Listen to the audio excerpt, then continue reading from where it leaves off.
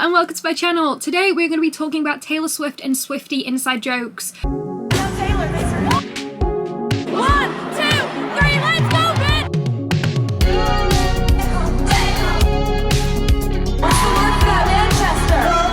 So some of these you may know if you were a Tumblr Swiftie and a Twitter Swiftie from back in the day. Some of these you may not know.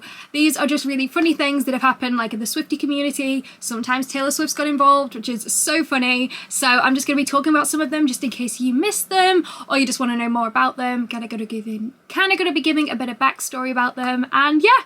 Let's get started. So we are going to start off very, very strong. This is probably the most popular Swiftie inside joke, and it is with Taylor, and basically it is when there was a Tumblr post making the rounds. It made the rounds on Facebook and Twitter for a while, and then when Taylor joined Tumblr in 2014, she saw this post.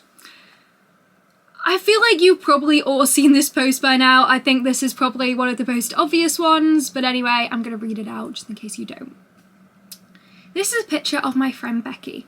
She used to be a happy, popular girl until one night she snorted marijuana at a party. She died instantly. Please don't do marijuana. It's the most dangerous drug out there. Please don't wind up like Becky. And then another like Tumblr user reblogs it and adds a comment saying, pretty sure that's Taylor Swift. And then someone else reblogs it and they're like, no, it's Becky. This was just so funny because like Taylor joining Tumblr was wild because she didn't really interact that much with fans before that. There was a couple of tweets here and there, but not really much. Taylor's Tumblr era was the most chaotic, most fun mess ever. It was fantastic, and No It's Becky was pretty much the highlight of that. It was hilarious, and basically Taylor got involved in this joke, and one time she went out in New York with a t-shirt saying No It's Becky and then shared it onto Instagram as well. It was so funny, like, just because it was so new for Taylor to be like interacting with us with this way and knowing about these inside jokes, and yeah, it was a really fun time to be a Swiftie. Okay, let's talk about Taylor's break between 1989 and Reputation. Swifties were desperate. We hadn't seen Taylor in a year.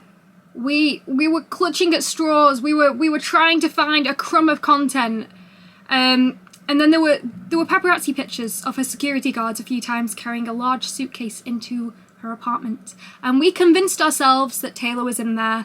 There were so many weird jokes about Taylor being in that suitcase. We never got confirmation whether or not she was in that suitcase. I like to think she was. We don't actually know. One day I hope she fully addresses this because we need to know if she was in the suitcase. Like, we were making jokes. We were desperate. We were really desperate because there was just no Taylor content. It was a dreadful time. It was a dreadful time. So we entertained ourselves with this suitcase meme. And then Reputation came out and she went on the Reputation tour. This is one of my favourite inside jokes that we have because it is so fun and basically everyone that goes on the tour gets involved. So basically, a long time ago when the Reputation tour started, this one Twitter user went and during Delicate, after the first little bit before like the first like verse, Taylor, we can't make any promises now, can we, babe? But you can make me a drink. And this one Twitter user shouts on this video, 1, 2, 3, let's go. And then a word beginning with B rhyming with which. People saw that and it went completely viral on Swiftie Twitter. And then it caught on. We all started doing it. Basically every time a Swiftie went to see Taylor on that Reputation tour, we were all screaming it, and it was so fun because you could just be like, oh, you're one of those people. You could just see before she was doing it, everyone was like getting ready.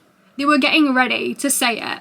It was so funny, and Taylor obviously, I mean, she heard this every night. It was very loud. Like, I cannot express, like, it was very, very loud. And when she started the UK shows, which I was lucky to attend some of them, she actually started counting down. So she must have known, or counting up. She was counting up, so she actually started counting along with it, which was so funny. It was nice that we just kind of had that moment with her that was like special between the Swifties and Taylor. It was just a very wholesome time. And then she actually did a performance later on after the Rep tour, and she performed Delicate, and obviously people did it.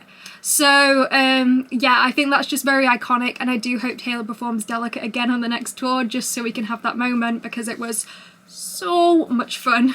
We've got to the point where we have to talk about one thing. 5 holes in the fence. This was the biggest clownery on Swiftie Twitter. This was the most embarrassing moment of Swiftie Twitter.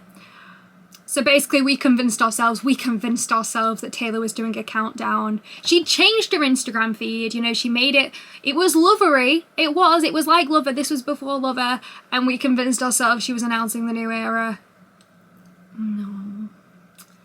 No, it was very, very embarrassing. Like, we were counting stairs, we were counting everything, and it made a countdown. And then she posted this picture of her, and behind, like, she was behind a fence, and there was 5 holes visible in this fence. So we thought it was 5 days till something. It made so much sense at the time, trust me. Everyone believed this. And then on the 4th day she didn't post, but on the 3rd day she did. And we were like, oh, well, the 4th one, you know, she didn't not do it. It's because she forgot to post. Forgot. We were really desperate. We were desperate. We had convinced ourselves. It was so embarrassing. Like, this ended up in like major publications. Like, everyone was convinced that Taylor was coming up with a new album because of us. We clowned our way into the news, and then Taylor posted being like, Meredith reading all of your theories. She knows we embarrassed ourselves, because we did embarrass ourselves. And then 5 days before Lover actually did come out, she then reposted the 5 holes in the fence picture.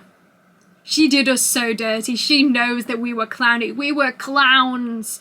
We clowned. We clowned, but we had fun. You know? The fun, it was worth it. Kind of. It was embarrassing though.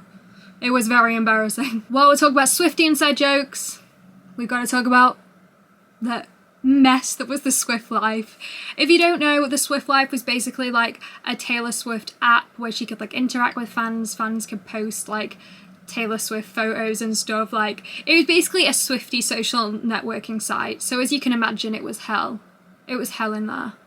It was really funny. There were so many things. You could have like Taymojis, which I loved. You could collect the Taymojis. Honestly, it was quite fun, but it did produce some very good memes. There were so many memeable posts, and sometimes they'll still go viral, like on Twitter, when people are like the best moments of the Swift Life.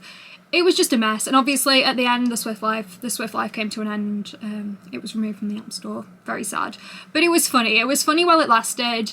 It was such a mess. I loved it. It was iconic. Bring back the Swift Life.